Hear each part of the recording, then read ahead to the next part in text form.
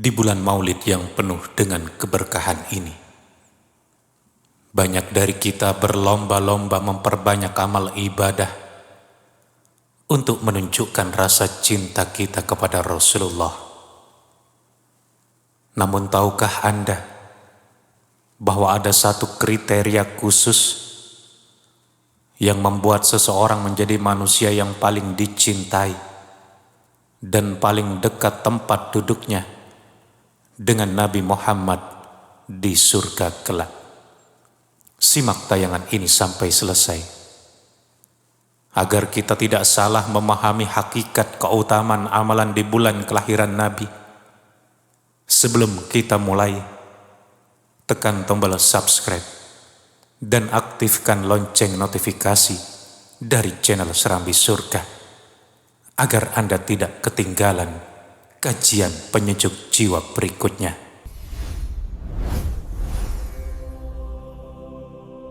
Assalamualaikum warahmatullahi wabarakatuh. Alhamdulillah, segala puji dan syukur senantiasa kita persembahkan kehadirat Allah Subhanahu wa Ta'ala. Dialah Zat yang maha lembut, yang tidak pernah berhenti mencurahkan rahmat serta nikmatnya kepada kita semua tanpa batas. Sholawat beriring salam semoga senantiasa tercurah kepada junjungan mulia kita, yakni Nabi Muhammad sallallahu alaihi wasallam, sosok manusia paling agung yang dilahirkan sebagai rahmat bagi semesta alam dan senantiasa merindukan keselamatan umatnya. Sahabat Serambi Surga yang dirahmati Allah, momentum bulan Maulid adalah saat yang sangat tepat bagi kita untuk merenungkan kembali sejauh mana kita telah meneladani pribadi Rasulullah. Keutamaan amalan ini ditegaskan langsung oleh Rasulullah Shallallahu Alaihi Wasallam dalam sebuah hadis yang sangat monumental, diriwayatkan oleh Imam Tirmizi dari sahabat Jabir bin Abdillah radhiyallahu anhu. Rasulullah bersabda yang maknanya adalah sebagai berikut: sesungguhnya orang yang paling aku cintai di antara kalian dan yang paling dekat tempat duduknya denganku pada hari kiamat adalah orang yang paling baik akhlaknya di antara kalian. Para ulama dan masyayikh ahli sunnah menjelaskan bahwa hadis ini memberikan kejutan spiritual bagi setiap muslim yang merayakan bulan kelahiran Nabi Muhammad. Rasulullah tidak menyebutkan banyaknya rakaat sholat sunnah ataupun lamanya hari berpuasa sebagai tolak ukur utama kedekatan di surga.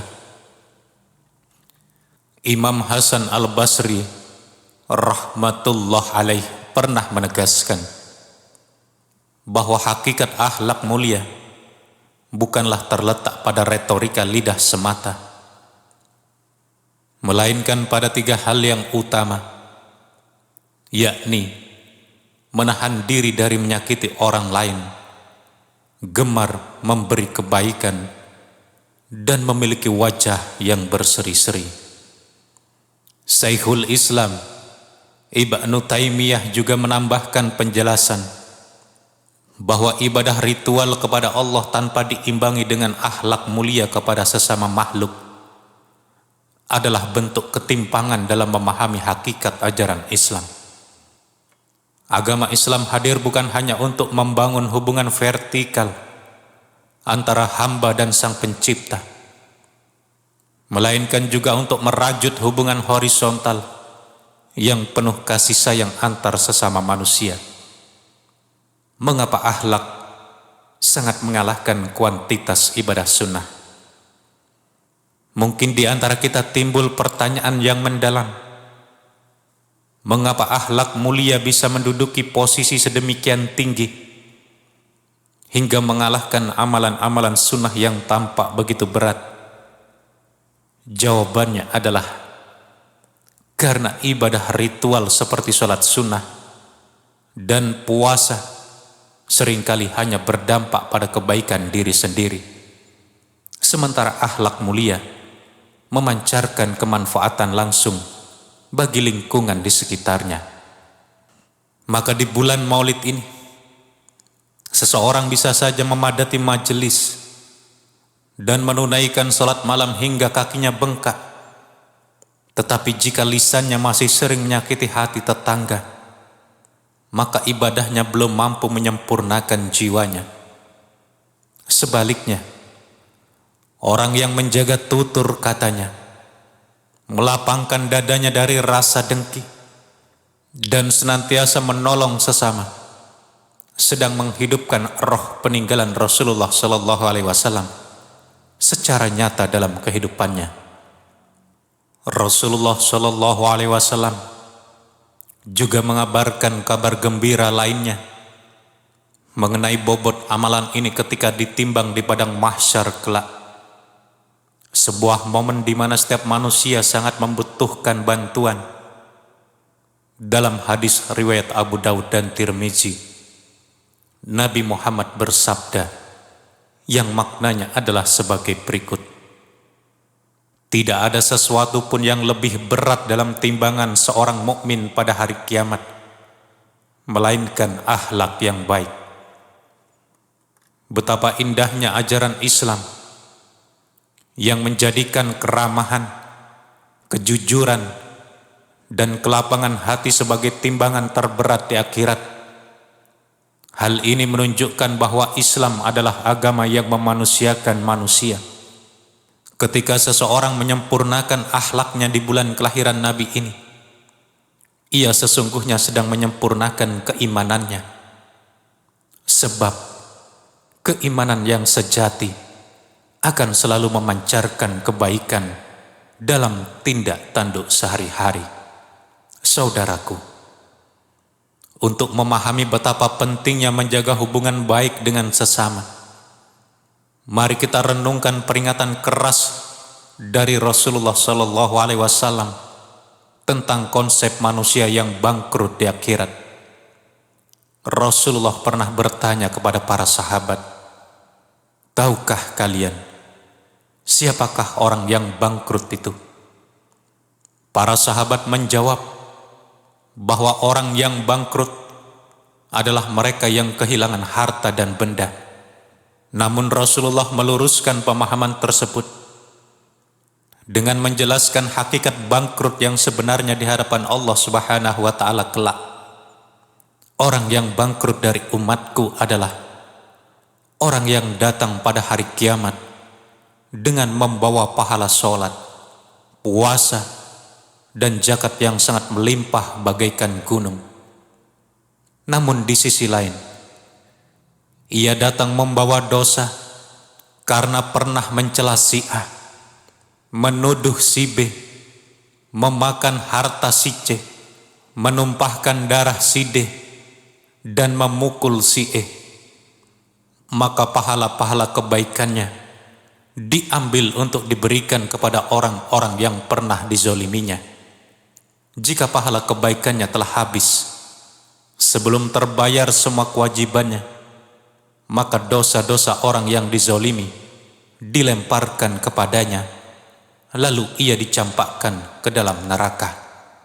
Hadis ini menjadi tamparan keras bagi kita yang sering merasa aman hanya karena sudah rajin beribadah dan merayakan bulan Maulid. Ibadah ritual adalah syarat mutlak keimanan, namun akhlak mulia adalah benteng yang menjaga agar pahala ibadah tersebut tidak musnah dan habis terbagi-bagi kepada orang lain akibat kezaliman kita. Jangan sampai rukuk dan sujud kita yang panjang menjadi sia-sia hanya karena kita gagal menahan jemari dan lisan kita dari menyebarkan fitnah, ujaran kebencian, ataupun prasangka buruk. Kelak di hari pembalasan, tidak ada lagi uang atau harta yang membayar ganti rugi. Satu-satunya mata uang yang berlaku adalah pahala dan dosa. Lantas sahabat, Bagaimanakah bentuk akhlak mulia yang dapat kita terapkan dalam kehidupan sehari-hari agar kita bisa meraih predikat sebagai orang yang paling dicintai Nabi di bulan Maulid ini? Langkah pertama adalah belajar memaafkan dan tidak menyimpan dendam. Lihatlah bagaimana Rasulullah SAW memaafkan penduduk Taif yang melempari beliau dengan batu hingga berdarah-darah. Beliau tidak mengutuk mereka, melainkan mendoakan agar kelak dari keturunan penduduk Taif lahir orang-orang yang menyembah Allah. Inilah puncak kemuliaan akhlak yang tiada tandingannya dalam konteks kehidupan modern saat ini. Memaafkan bisa diwujudkan dengan tidak membalas kejahatan dengan kejahatan, serta lapang dada dalam menerima perbedaan pandangan. Langkah kedua adalah menjaga kesantunan dalam berkomunikasi. Di era digital saat ini, akhlak seseorang sangat terlihat dari bagaimana ia mengetik komentar dan membagikan informasi. Orang yang berakhlak mulia tidak akan mudah terprovokasi, tidak menyebarkan berita bohong, dan tidak merendahkan orang lain demi terlihat lebih hebat di mata publik. Rasulullah SAW mengingatkan dalam sebuah hadis sahih bahwa seorang muslim sejati adalah orang yang membuat orang-orang di sekitarnya merasa aman dari gangguan lisan dan tangannya. Mari kita jadikan akun media sosial kita di bulan Maulid ini sebagai ladang menebar kebaikan, ketenangan, dan inspirasi positif, bukan tempat memuntahkan caci maki. Langkah ketiga adalah menunjukkan akhlak terbaik di dalam rumah tangga. Seringkali kita bisa bersikap manis di luar rumah kepada kawan, namun bersikap kasar kepada pasangan dan anak-anak sendiri. Padahal Rasulullah SAW bersabda bahwa orang yang paling baik di antara kalian adalah orang yang paling baik sikapnya terhadap keluarganya. Kemuliaan akhlak seseorang diuji bukan saat ia berada di depan panggung publik, melainkan saat ia berada di dalam rumahnya sendiri, dikala lelah dan emosi melanda. Jika kita mampu bersikap lembut dan sabar menghadapi keluarga sendiri, maka kita telah melangkah menuju jajaran orang-orang yang dicintai oleh Rasulullah. Sahabat seram di surga, marilah sejenak kita menundukkan kepala dan melihat jauh ke dalam kedalaman hati kita masing-masing di bulan Maulid ini. Sudah berapa lamakah kita mengaku mencintai Nabi Muhammad, namun perilaku kita sehari-hari justru sangat jauh dari apa yang beliau contohkan.